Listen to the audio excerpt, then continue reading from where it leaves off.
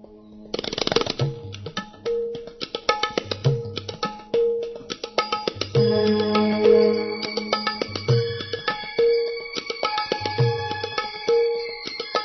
सुखदेव जी भ्रमर गीत के माध्यम से गोपियों के भावों को व्यक्त कर रहे हैं। ध्यान से सुने।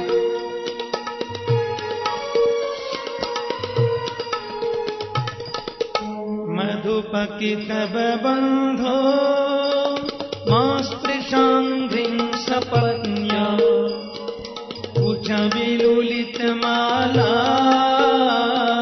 कुंकुमास्माश्रुभिर्नः वहतु मधुपतिस्तन् मानिनीनां प्रसादम् यदु सदसि विडम्ब्यो यस्य दूतस्त्वमीदृक् मधुपकितबन्धो।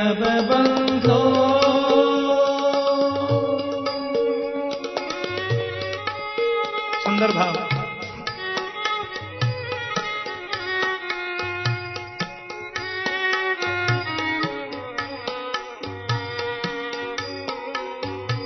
कपटी कृष्ण के मित्र बार बार आकर हमारे पैरों में क्यों गिरता है? चले जाओ यहां से, हम तुमसे मिलना नहीं चाहती, क्योंकि हमें लगता है कि तुम भी कृष्ण की तरह कपटी ही हो गए। सकृदधर सुधाम स्वाम मोहिनीं पाययित्वा सुमनसैव सद्य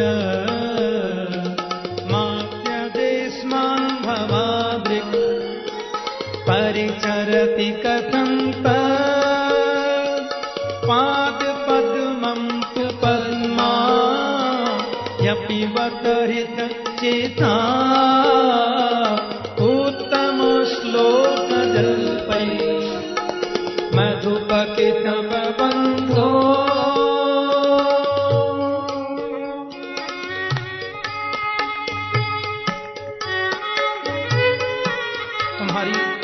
और कृष्ण की आदत एक जैसी।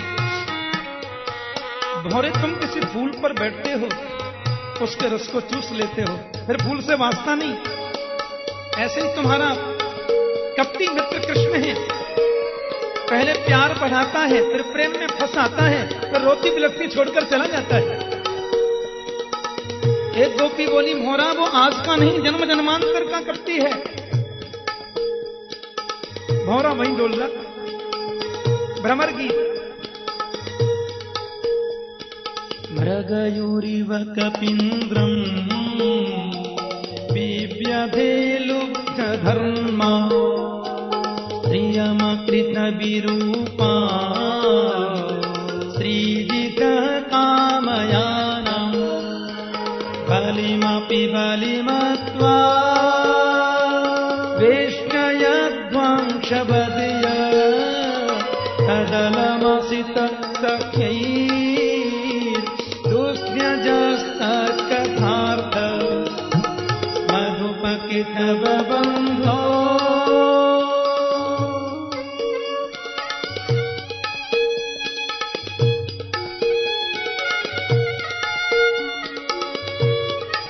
आज का कपटी नहीं है,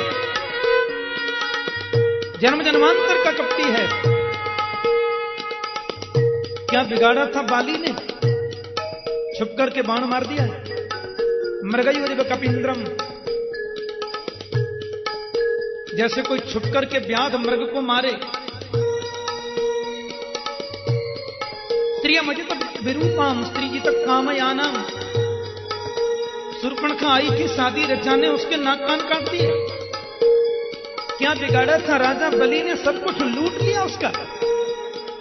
और क्या बिगाड़ा था हमने जो ऐसा हमारे साथ किया? बोलो जय श्री कृष्ण। एक गोपी बोली, ऐसे मत कहो, ये भौरा जाकर के बोल देगा कन्हैया से तो वे दुखी हो जाएंगे। अरे लाला का दुखी तो हमारा दुख है, उनकी खुशी में ही तो हम खुशी हैं। इतने में गोपियों ने तुरंत अपनी साड़ी का पल्लू बिछा दिया। अपीबत मधुपूर्जा आर्यपुत्रो धुनास्ते अपीबत मधुपूर्जा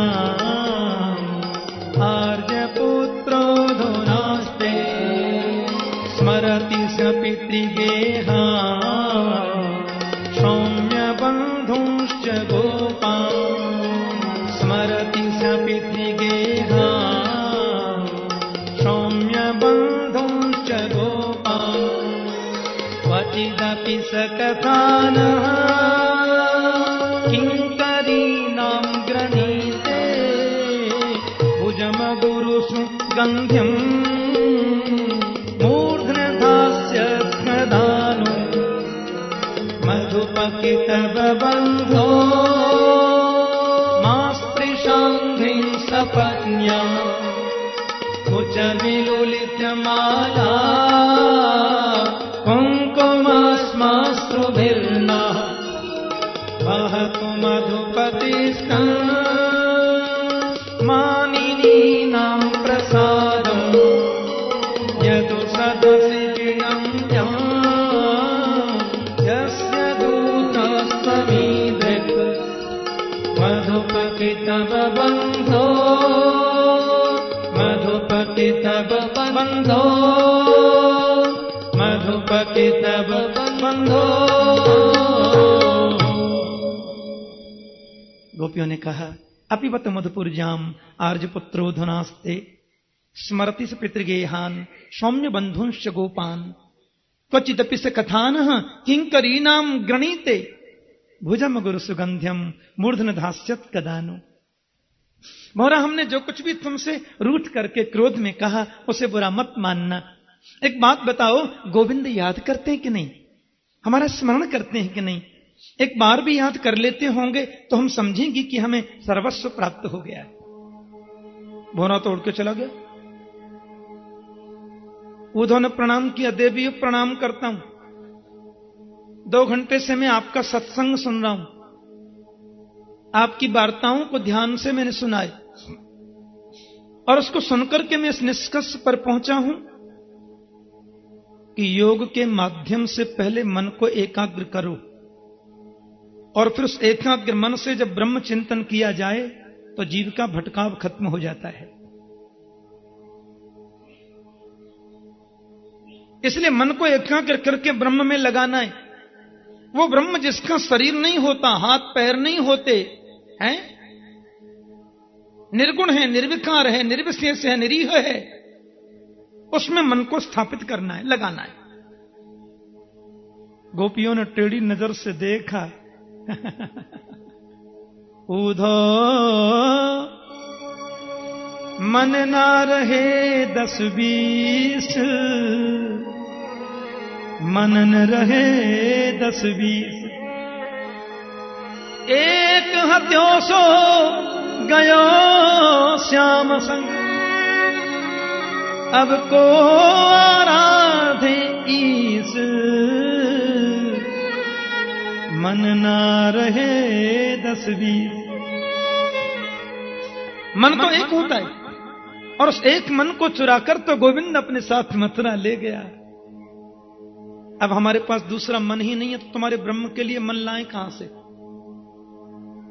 इंद्रिय शिथिल भई माधव बिन, जो देही बिनु शीस, तुम तो कथा, तुम तो सखा श्याम सुंदर के, सकल योग के ईस, मन ना रहे 10-20। उस एक मन को तो चुराकर गोविंद ले गया। और हमारी बात सुन लो, हम किसी ब्रह्म को जानती नहीं, किसी परमात्मा को जानती नहीं।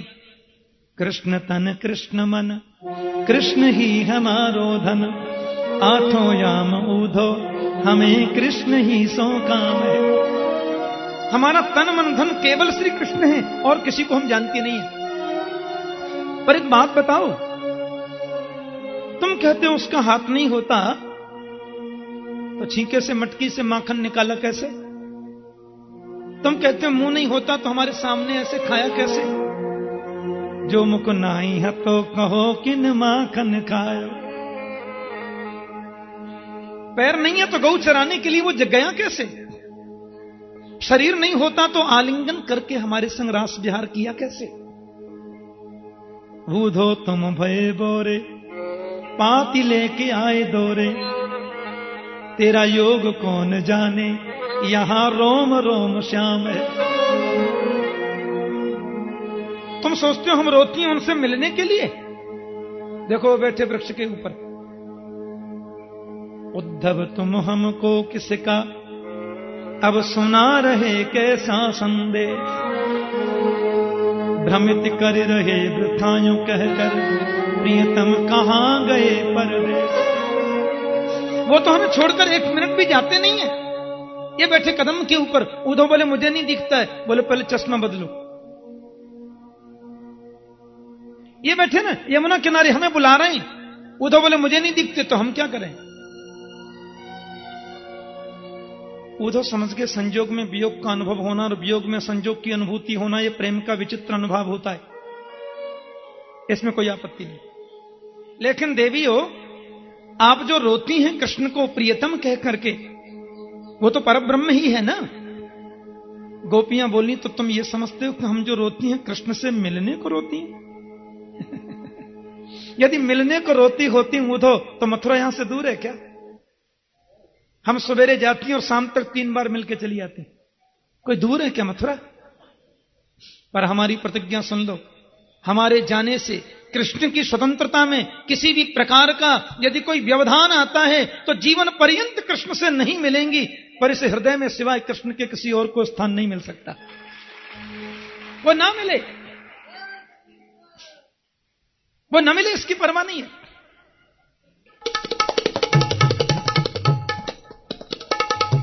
कन्हैया कन्हैया पुकारा करेंगे, कन्हैया कन्हैया पुकारा करेंगे, लताओं में ब्रज की गुजारा करेंगे, लताओं में ब्रज की गुजारा उसकी याद करके रोती रहेंगी।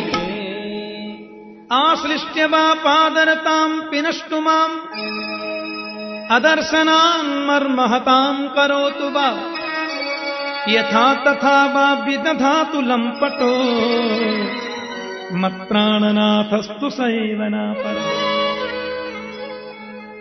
चाहे श्री कृष्ण हमें हृदय से लगाकर के पीस डालें, चाहे जीवन पर्यंत नहीं मिलकर कन्हैया हमें तड़फाते रहें, उसकी जैसी इच्छा है वैसा वो करे उद्धव, लेकिन मत प्राणनाथस्तु सैवना पर।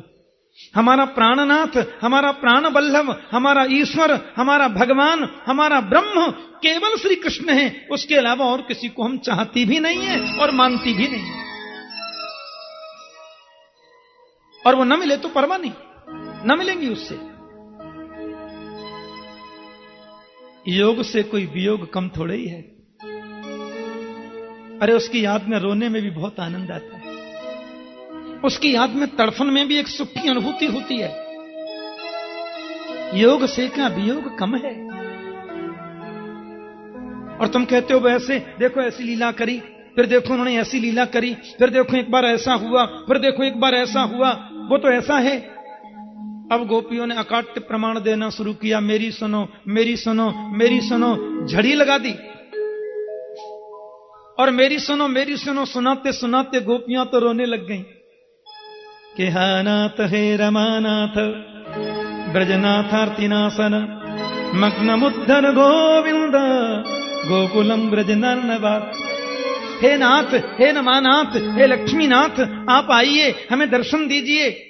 अब गोपियां जब रुदन करने लगी तो गोपियों के नेत्रों से आंसुओं के पनारे निकल पड़े। वही आंसुओं के पनारे सरोवर के रूप में परिणत हो गए, और वही सरोवर एक भाव की नदी बन गई, और वही भाव की नदी एक प्रेम का सागर बन गई। और उस प्रेम के सागर में उद्धव जैसे मनीषी ने ऐसा गोता लगाया कि 7 महीना तक वो निकल ही नहीं पाए। कन्हैया से क्या बोल के आए थे, कितनी देर में आऊंगा?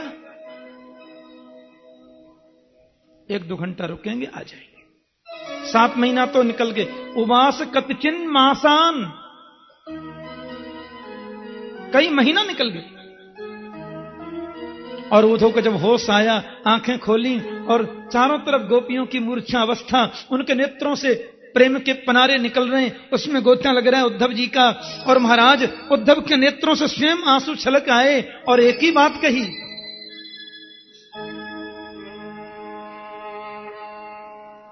आसामहो चरण रेणुजुषामहं श्याम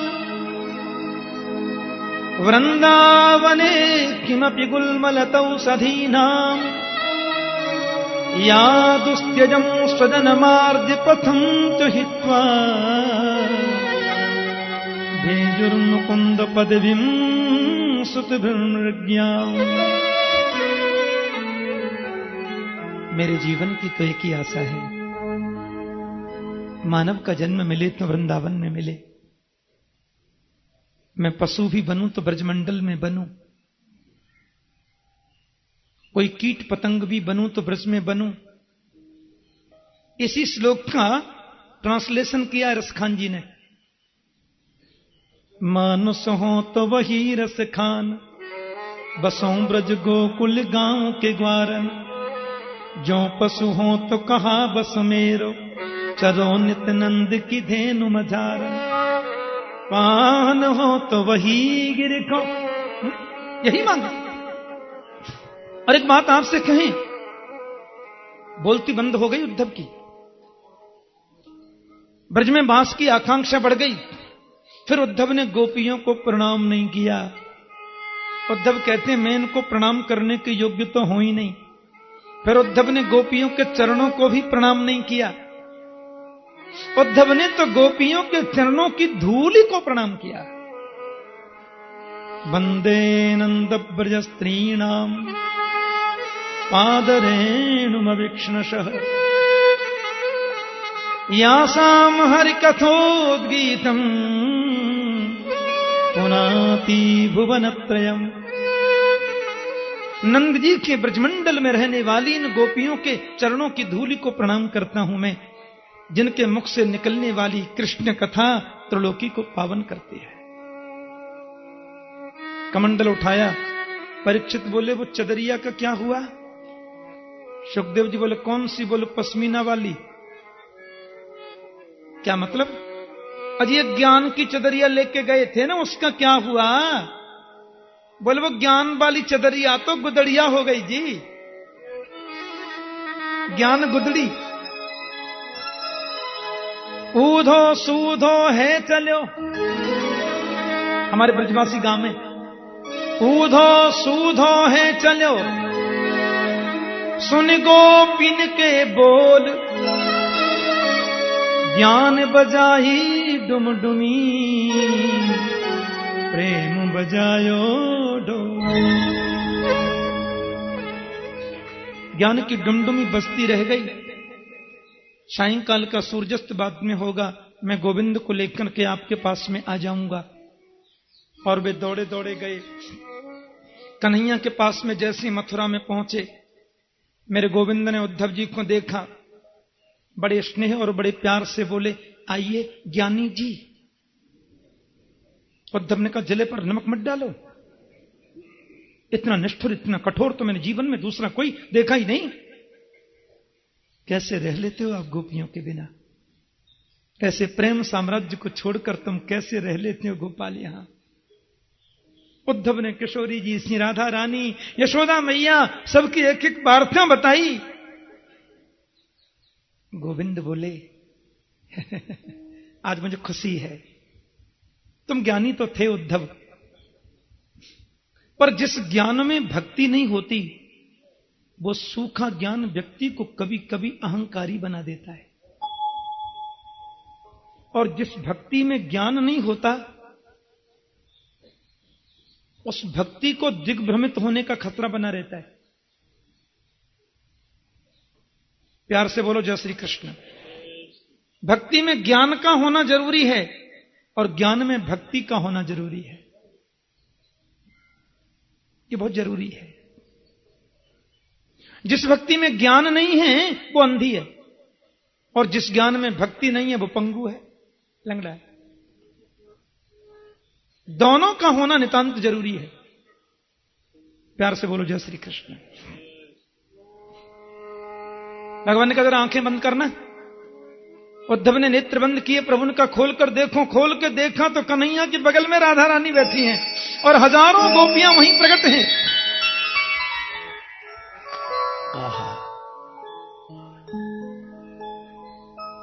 मुझे अभी याद आ गई, जब मैं पहले दिन मंच पर बैठा था या दूसरे दिन, तो मुझे एक चिट्ठी दी थी किसी ने, वो मैं कहीं रख के भूल गया और मैं पढ़ लिया था जल्दी जल्दी। फिर उन सज्जन ने कथा से उतरने के बाद मुझसे पूछा भी था, ठाकुर जी, मैंने कि हाँ, मैं मौका लगेगा तो बताऊंगा। तो उसमें वो बोले ठीक है, राम ये हैं, कृष्ण ये हैं, कात्यायनी माता ये हैं, रुक्मणी उनकी, पर राधा क्या है, ऐसा कुछ उनका प्रश्न था। राम रूपे भवेत सीता रुक्मणी कृष्ण जन्मनी। भगवान नारायण सर्वोच्च सुप्रीम कोर्ट है, और नारायण भगवान जो हैं उनकी भार्या है लक्ष्मी, और वही नारायण जब राम का अवतार लेकर के आते हैं तो माता लक्ष्मी ही जानकी बनकर आती हैं, तो राम की पत्नी है श्री जानकी जी। और वही नारायण जब कृष्ण बनकर आते हैं तो लक्ष्मी जी ही रुक्मणी बनकर आती हैं, तो कृष्ण पत्नी है रुक्मणी जी। तो फिर राधा क्या है? ये राधा कौन है? वृंदावन में इसकी विस्तृत व्याख्या की बहुत आवश्यकता मुझे नहीं लगती, लेकिन हमको थोड़ा कहना तो है ही। असल में तो नारायण की पत्नी लक्ष्मी, राम की पत्नी जानकी और कृष्ण की पत्नी रुक्मणी, तो राधा क्या है? बोले राधा तो कृष्ण ही है और कृष्ण ही राधा है, अंतर है ही नहीं। लिखा है तस्मात् ज्योति रभूत द्वेधा राधा माधव रूपकम। अंतर समझना भी नहीं चाहिए। राधा ही कृष्ण है। देखो, वो हमारे वृंदावन ब्रजमंडल में एक संत रहते थे कदम खंडी पे, निम्बार्क संप्रदाय के बड़े भारी अच्छे संत, जटा वाले महात्मा, नागाजी बोलते थे लोगों ने, ऐसा मैंने ग्रंथ में पढ़ा है कहीं। लेकिन उनका नियम था कि रोज उनको सेवा कुंज आना, राधा माधव का दर्शन करना और कदम खंडी पे जाके फिर सोना। लंबी लंबी जटा, मस्ती में कोई पद गाते हुए जा रहे थे, बट वृक्ष के नीचे होके निकले, सो उनकी जटा बट वृक्ष की जटा में उलझ गई।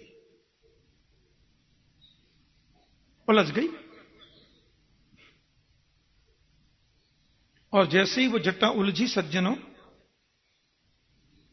महात्मा ने बहुत प्रयास किया, नहीं निकली। बोले ठीक है, जिसने उलझाई है वो सुलझाने आएगा तो ठीक है, नहीं अपन यहीं मर जाएंगे। उठते ही नहीं, वहीं बैठ गए। 3-4 दिन तक महात्मा जी बैठे रहे। ग्वारिया आया, नन्हा सा, बड़ा सुंदर गोपाल, श्याम वर्ण की कांति। बाबा, तुम्हारी तो जटा उलझ गई, सुलझा दूं का? नहीं, जाओ।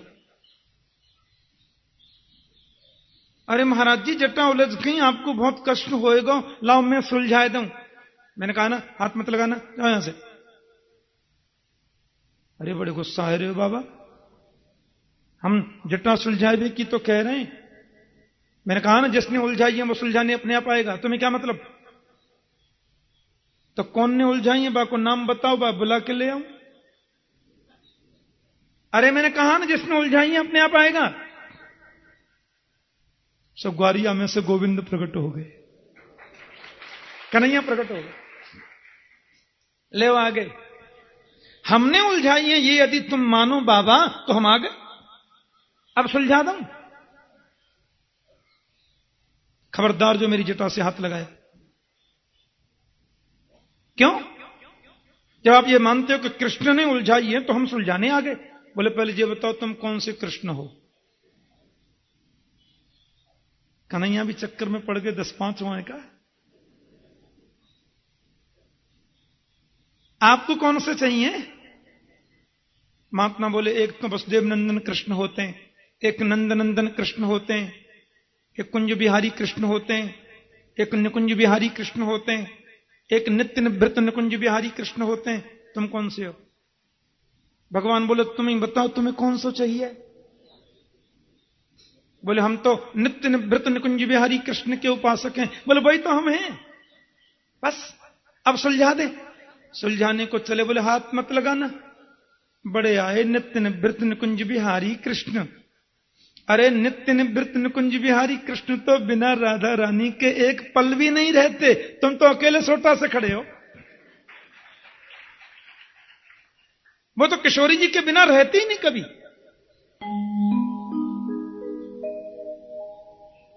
इतना महात्मा जी बोल रहे थे, कन्हैया के कंधे पे अपने मुखारबिंद को स्थापित करती हुई राधा रानी बोली, बाबा मैं इनके साथ में ही तो हूं। दोनों जुगल जोड़ी को देखा और जैसे वो जटा सुलझाने को चले, महात्मा धड़ाम से जमीन पर गिर पड़े। बोले जटा क्या लाडली जी, अब तो जीवन ही सुलझा दो, अब तो जीवन सुलझ जाए। और किशोरी जी ने उनको अपनी सखी सहचरी के रूप में सेवा प्रदान की, ऐसा वर्णन आता है। तो राधा और कृष्ण एक ही तत्व है, अंतर नहीं है। राधा कृष्ण स्वरूपाम्बई कृष्णम राधा स्वरूपिणम तदात्मानम निकुंजस्थम गुरु रूपम सदा भजे। अंतर तो समझना ही ना समझी है। और एक बात हमारे ब्रज के रसिक लोग कहते हैं कि गोविंद वृंदावन छोड़ के कभी जाते ही नहीं। वो वसुदेव नंदन श्री कृष्ण चले गए लीला के लिए, यशोदा नंदन गोविंद तो वृंदावनम परित्यज्य पादमेकम न गच्छति। वो तो एक क्षण भी वृंदावन छोड़कर कभी जाते नहीं है। कन्हैया फिर कुब्जा के घर गए, फिर अक्रूर जी के घर गए। अरे हमको तो आज शादी और करनी है लाला की, और देख लो घड़ी तो भाग रही है, झटपट द्वारिका पहुंचा देते हैं कन्हैया को। हैं अब कन्हैया शांति से विराज, फिर और लेट है जागी, कल करेंगे तो फिर कल रात के 11 बजेंगे। तो कहते हैं कि मेरे गोविंद जो हैं वो अक्रूर के घर गए, कुब्जा के घर गए, सबको सुख प्रदान किया। जरासंध ने मथुरा को घेर लिया 17 बार, 23 अक्षौणी सेना लेकर गोविंद ने उनको हरा दिया। एक कालजवन नाम का राक्षस आया, मुचकुंद के द्वारा प्रभु ने उसको मुक्ति दिलाई, पर्वत पर चढ़ गए। जरासंध 11,000 ब्राह्मणों को पाठ पर बिठाकर अक्षौहिणी सेना लेके आया। प्रभु ने सोचा यदि इस बार मैंने इसको हरा दिया तो पंडितों को तकलीफ देगा। ब्राह्मणों के मंत्र को पूर्ण करने के लिए गोविंद नंगे चरणों से दौड़ पड़े, रणछोड़ बन गए। बोलिए रणछोड़ राय की। पहाड़ के ऊपर चढ़ गए, जरासंध ने आग लगा दी, समुद्र के किनारे आए। देवताओं के प्रधान शिल्पी विश्वकर्मा जी ने रात रात में द्वारिका का निर्माण कर दिया, और मथुरा में सोते हुए यदुवंशियों को मेरे गोविंद की योग माया ने रात रात में मथुरा से द्वारिका पहुंचा दिया। लोग सोए थे मथुरा में और सवेरे नींद खुली तो द्वारिका। अब इनको ये पता ही नहीं चलता द्वार कहां है, सो ढूंढ रहे हैं द्वार कहां है, द्वार कहां है। तो सोए थे मथुरा में, नींद खुली यहां, तो द्वार कहां, द्वार कहां, द्वार कहां, बराबर द्वारिका। बोलो जय श्री कृष्ण। द्वारका के राजा बन गए मेरे गोविंद, और रैवत नाम के राजा की बेटी जो रेवती हैं, उनका विवाह बलराम जी से हो गया। अब केवल 15 मिनट में हमारे गोविंद का विवाह हो जाएगा। पर आपको एक मीठी सी बात बता दूं, श्रीमद् भागवत की सप्ताह कथा जो यहां चल रही है, उसका कल अंतिम दिन है, उसका कल अंतिम दिन है। और हम बड़ी श्रद्धा से कल कथा और सुनेंगे। मुझे बहुत अच्छा लग रहा है। हमारे सब संत महात्मा ज्ञानी मुनिंद्र ब्रजवासी भाई बंधु इतनी संख्या में प्रथम दिन से ही कथा श्रवणार्थ आ रहे हैं, और मुझे बहुत अच्छा लग रहा है। बस कल आपको तकलीफ और देंगे। यद्यपि कुछ किंचित थकान सी तो रही, क्योंकि मैं 13 को ही कथा पूरी किया हिमाचल में। रात को 2-2:30 बजे वृंदावन पहुंचा, और दूसरे दिन यह कथा प्रारंभ ही थी। तो गत कुछ महीनों से कुछ व्यस्तता सी रही कथाओं की, पर मां कात्यायनी की महती कृपा, पूज्य महाराज श्री के आशीर्वाद से ये कार्यक्रम बहुत सुंदर रीति से आबाद गति से चला।